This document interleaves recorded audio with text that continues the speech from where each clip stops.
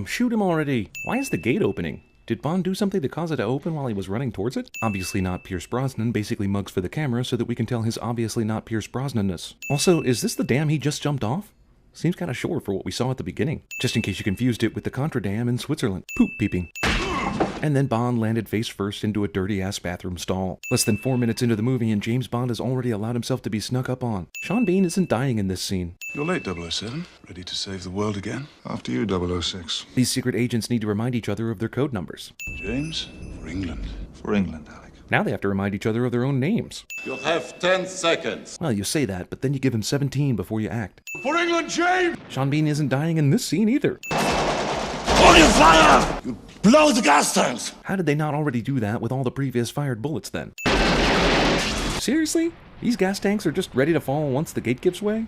Amazing that the Russians built their facility in this manner and that Bond somehow knew that by shooting the bolts on the gates this would happen. Move it! Why is the Russian military leader yelling commands to his soldiers in English? On your fire! You can't hit anything anyway. Movie unintentionally inspires the military airbase in Just Cause 2. Also, pilot just happens to be leaving to give Bond a convenient escape plane and a reason for the Russians not to shoot at him. Bond shoots this gun up in the air and a magic bullet still blasts the Russian JFK off his motorcycle. Wait! Yeah, better not shoot at him or anything. What are the odds a highly trained British spy could get away in this situation? Granted, this is a really cool stunt. Bond had no other option. The chemical facility was going to blow, there were Russian dudes about to kill him, but no fucking way. The chances of you surviving this is like winning the lottery and then going to Vegas to win the World Series of Poker main event, and then putting a quarter into $1 million slot machine and winning the jackpot, and then getting struck by lightning. As this plane falls, I'll just wait for something to block my view so I can be extra nervous about whether or not he survives. Now that we see Bond flying to safety, how did he get up this high in the first place? Remember the path he took? He jumped off this, then he lasered his way further down, then he got to the bathroom, more down, went down these steps, he and Alec went down this shaft for England, then they go up once here, which the movie is apparently saying is the equivalent of 100 floors, back down these steps, and finally down this conveyor belt. Suddenly he's on top of a mountain, and this facility on top of it makes 0 to negative sense. Where did all the Russian dudes go?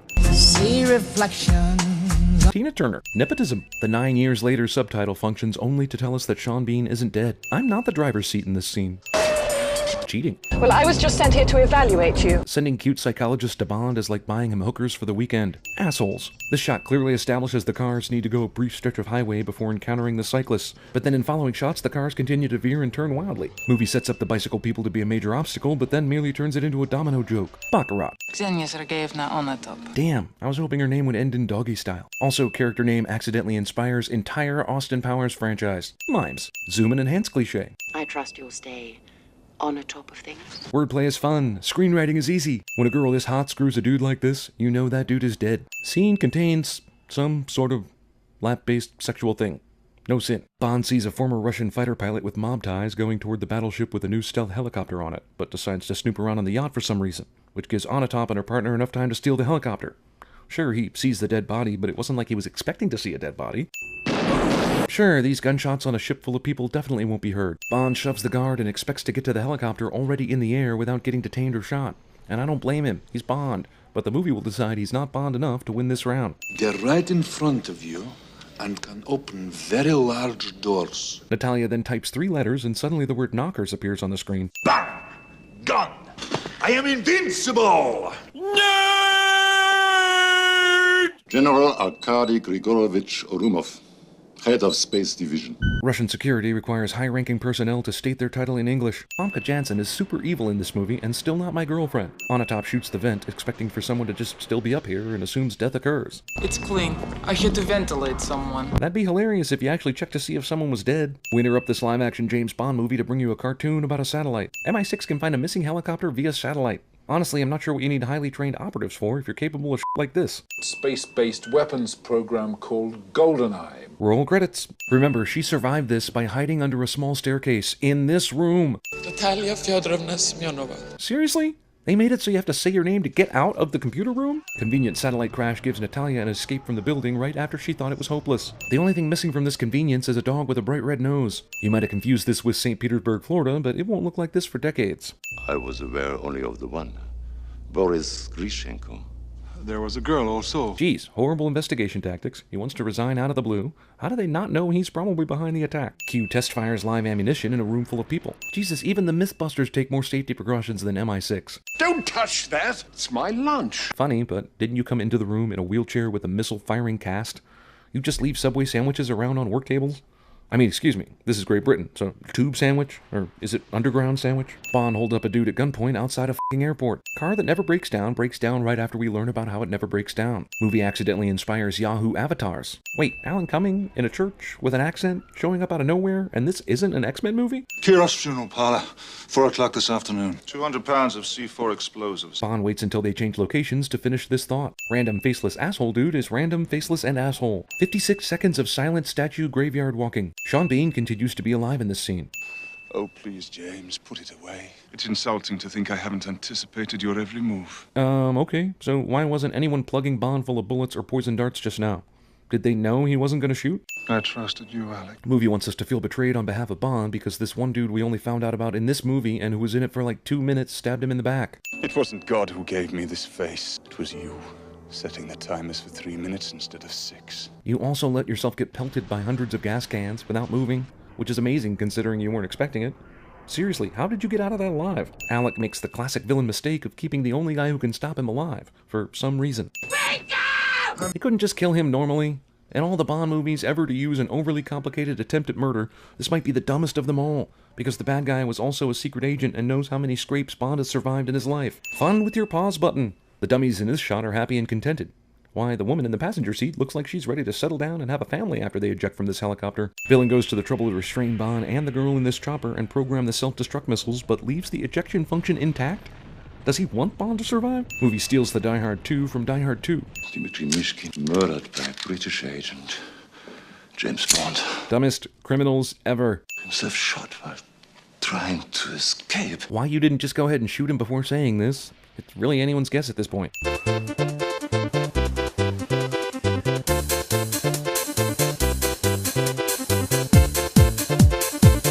Not only had Bond been put in easily escapable situations, he's been taken captive twice and still has his Q toys. Bond smashes through what could only be the place where all the tanks are, but the dumbass general decides, we don't need to find Bond, he's probably long gone by now. Let's not kill the only girl who can finger me as the bad guy. Let's put her in a car and definitely go out of our way to keep her alive. So Bond gets the idea to jump on this 343 tank, which, if you recall, he saw looking out the window in this shot.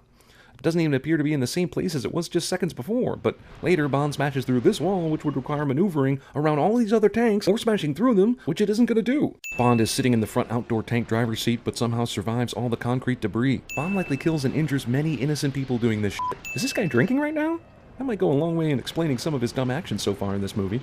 Or it's just lazy racism. I know it's dusty, but these guys don't really know their own town enough to know that they're about to hit this wall.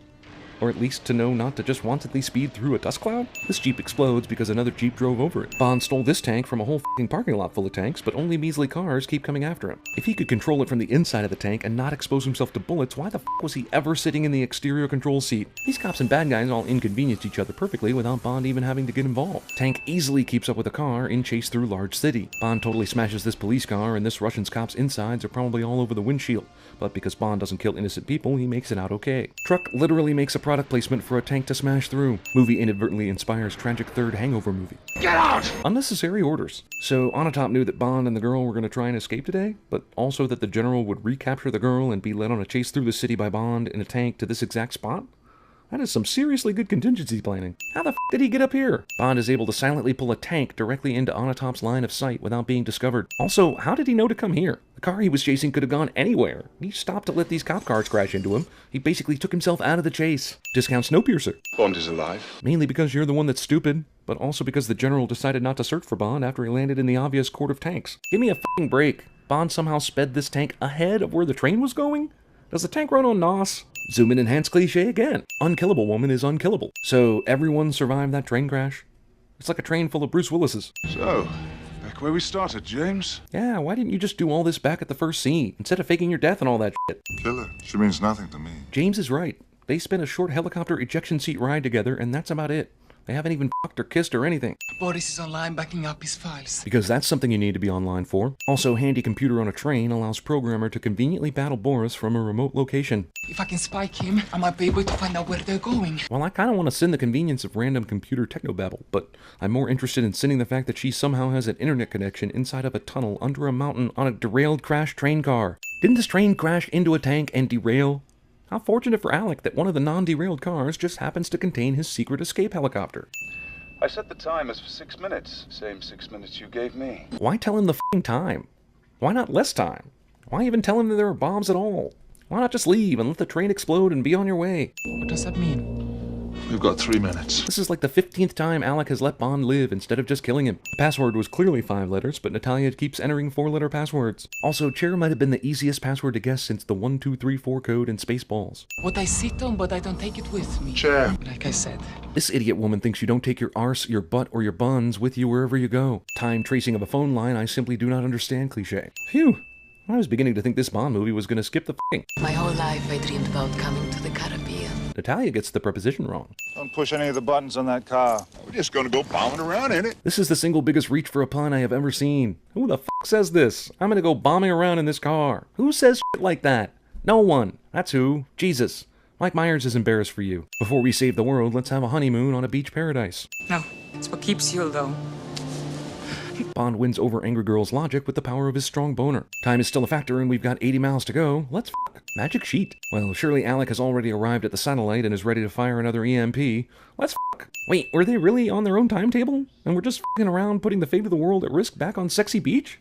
F***ing James Bond, man. Plane crash that means nothing. Bond thinks this chick is capable of dying. Yeah, sure, let's kick him to death. Is the satellite in range? 6 minutes. Damn, you've had like 2 days to set all this up. Bond has been screwing that pretty lady's brains out the whole time. What have you been doing? No wonder we couldn't see it. Yes, because that humongous electricity-based piece of equipment totally fits in that tiny lake, and still works when soaking wet. Okay, so the satellite was underwater the whole time. Did you have a deep-sea diver build this thing under the water? Did you build it in a big hole in the ground and add water later? Because I'm beginning to think either method is pretty impossible. Lake drain. No one who is a bad guy for a living notices these two. 2 sins here. 1, Bond walks out stupidly, somehow knowing these assholes won't shoot. And 2, these assholes don't shoot. James, what an unpleasant surprise. Unpleasant, maybe, but surprise? No way, dude. You intentionally left him alive time after time after time. And you know the Brosnan-era Bond movies didn't age very well when I spent half this movie waiting for Denise Richards to show up. In the end, you're just a bank robber. Nothing more than a common thief. Now the movie steals from the first Die Hard. If the filmmakers had seen Die Hard with a vengeance before filming this movie, there would have been riddles too. They're right in front of you and can open very large doors. This computer has an encryption in progress warning. Welcome to the party, my dear. In Soviet Russia, party finds you. Okay, I know the movie wants me, as an audience member, to know that this is the bomb pen, but honestly, I am too upset about how obviously you strong-armed that thing into his possession. I mean, shit. Bond gets captured and his pockets are emptied, which didn't happen earlier in the movie when he was captured, but f*** it, whatever. And then, after a scuffle with a woman, this guy winds up at the bomb pen purely by coincidence. Every bank of computers got exploded except the one Boris needs to break the codes. Climax on gigantic satellite dish takes place inside tiny room. You know, James, I was always better. At talking, villain risks his life to go after hero because movie cliche. Of all the movies to kill Sean Bean, this is the only one that let gravity do the bulk of the work. Sean Bean isn't dying in this scene either.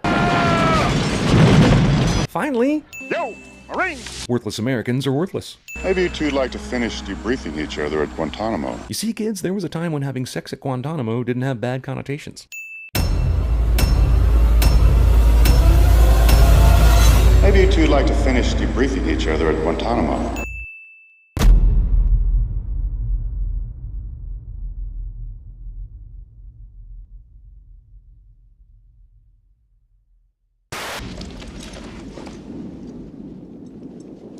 I get a Peter Pan right here off of this dam, right here! On your fire! Some things in here don't react well to bullets. Shouldn't have said that. No more questions. Don't ask any more questions. That's top secret, that is.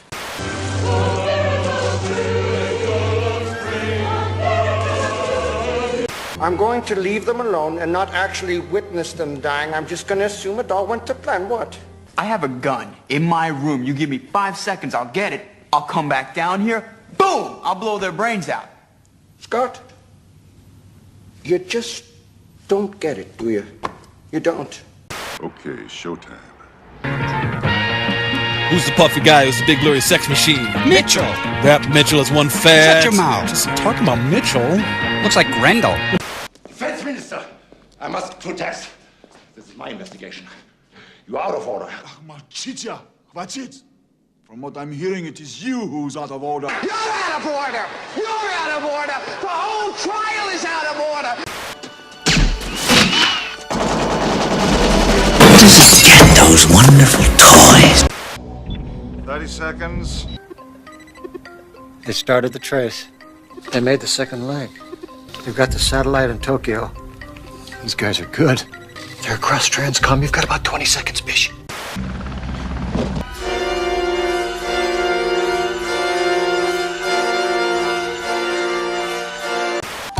I know this is probably a little late to be asking, but are you married? Am I married? What kind of question is that? How can you ask me that? Don't you know me at all?